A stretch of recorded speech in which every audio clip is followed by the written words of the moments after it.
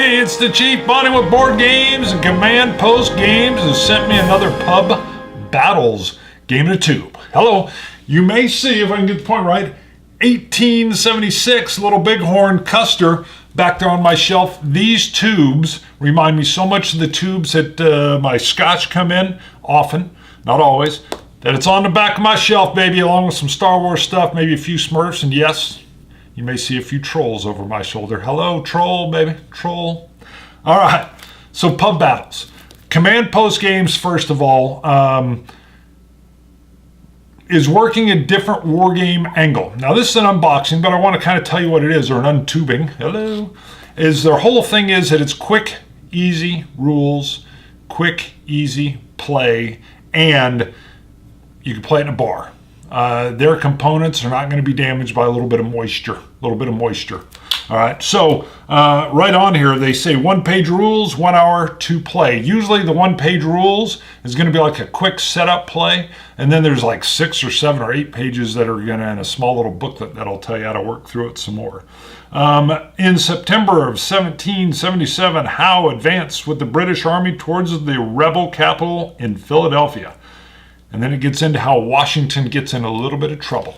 So this is Brandywine, Pub Battles Brandywine 1777. We're going to rip the shrink off this. I'm going to show you what's inside. Gameplay full review to follow later. I'm actually getting a little backed up. I'm a slow war game player. Slow. So there'll be a review on this. I just can't say when. Unboxing to commence now. Right now. Eisenberg. All right, Command Post Games, Pub Battles. Look at that. Can you see it? 1-page rules, 1 hour to play. I love how they do the flags. And they've always got the year. Then you can see this one's Brandywine. And I like their colors. I don't know, the warmth of it in the tube. And then I also love this.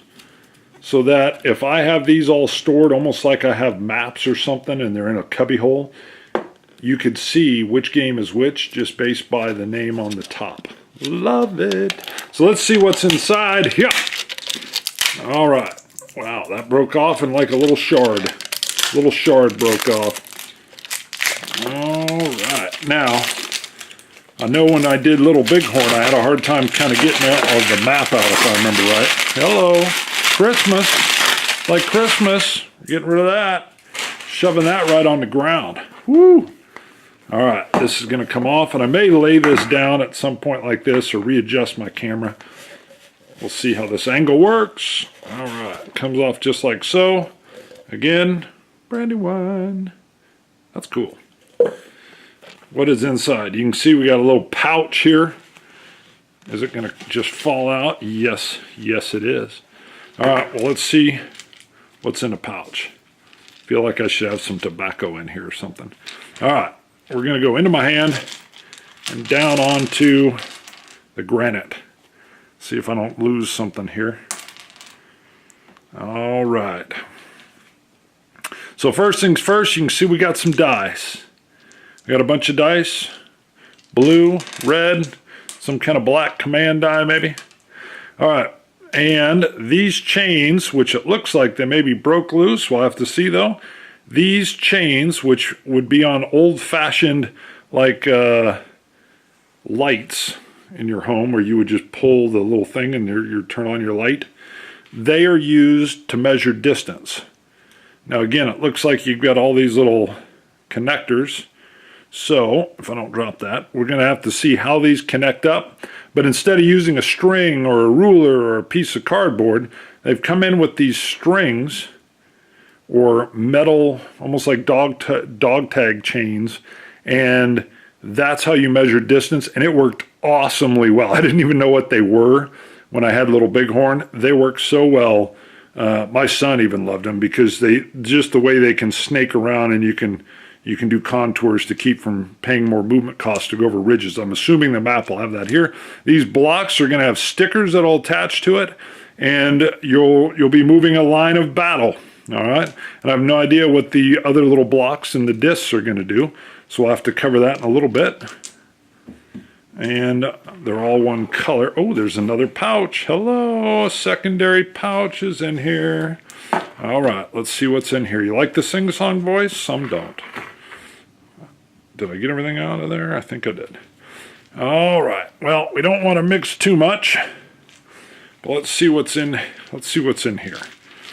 There we go. We got red coats, baby. It's got to be the red coats. And all right, cool. So all we got in there, the stickers are going to end up going on my red coats. We'll let that sit. All right, let's see. Looks like nothing else but our map, and the rules are going to be rolled up inside here. Their map, yep, it's going to be just like the one for Little Bighorn. See if I can do this without suddenly gets tight. I don't want to jerk and hit the camera. Okay. All right, we're clear. Set that up. And let me do an unroll here, and then we'll look. So you can see right at the end here, it even tells you as you re-roll this, put these at the very end. I believe it has to do with not damaging your map. So let's look at these, and then I'm going to unfurl this map, but I'll move this, I'll cut, and we'll move this stuff out here. So this is just telling you how to roll it up. Same deal.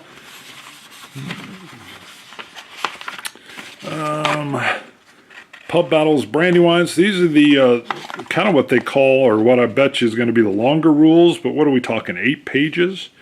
8 pages. So we'll get into that. Rules of play 1.3. Off to the side. We've got some stickers that are probably going to go on the command cubes.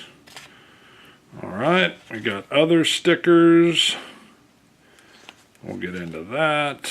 I'll probably show those after I reconfigure this map. Yet more stickers with names on it. And they usually have their order of battle, which is going to show you how to properly place your stickers. And it explains your order of battle. So it looks like we have cavalry, artillery, infantry, militia. All right. Optional hidden reserves. Sorry, my shading. Multiplayer rules. Terrain effects. This is just, I mean, identical to the way they had Little Bighorn set up. So it's like a quick reference rules in terms of how woods and hills are going to affect you. And it looks like they affect you similarly. That'll be nice. Although we have marshes in here. We have flanking. We have streams. We have road column. Cool. Huh. All right, we have like a little breakout of a piece of paper of the map. That's different. So I don't know if this is a planning thing or what this is. I'll have to read the rules for that. There's 2 of them.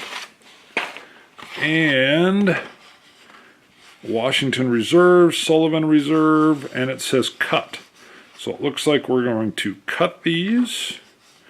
And reserves are going to sit here on this. Face that side up towards enemy. This is new. I have no idea what these are because these say fold. And these say cut. Okay, we'll get to that. That's new for me. And I'm going to... Whoop, I had another little thing come out of there. I will properly unfurl this, but to explain again what this is, it feels like canvas, and it reminds me of like at Kinko's or FedEx, whatever. You can get a photo done on like a canvas feeling background, but it's also like kind of plasticized. And if I get in, you can see maybe the grain. I don't know if you can see that. You definitely can see that canvas feel on the back. All right, let me cut, I'll unfurl. All right, the map's unfurled. It's still got that tendency to roll up, so I've got the can on it, my phone, and the pouches. What you can see, and I'll zoom in on a couple of these key spots, is the map feels like an old world map. It feels like this is something the commanders of either side might have had. And that's part of the charm that Command Post Games puts into their games, is that you kind of feel that way with the map. And they'll also tell you, and this is key, that these maps are meant to be deciphered a little bit by you. And they even mention that the Kriegspiel, the war games, kind of the German side, almost a miniatures deal, that as you look at the map, the two players can agree, you know, if there's something, like here you can see, well, I'll zoom in a little bit, but you can see that the road seems to go straight across the river. Well, clearly that must be a bridge. But every once in a while, I don't see it on here, you may see something where it looks like the road comes to the bridge, but then there's nothing actually bridging the water. And it'll tell you maybe that bridge is out. Maybe it wasn't built when the map was made. You can interpret it. You can play it how you wish to play it. I know some war gamers are not going to like that. Sometimes I'm like, no, spell it out. But what they do here is there's no hexes. They don't want the game to get gamified. They want it to feel more like you're moving troops across a map, and this is just your hand-drawn, scouted map. So, when I get into the review, we'll see how that works here. It worked great in Little Bighorn. I loved it. There wasn't really too much obscure there, though, either. So, let me zoom in on a couple set pieces.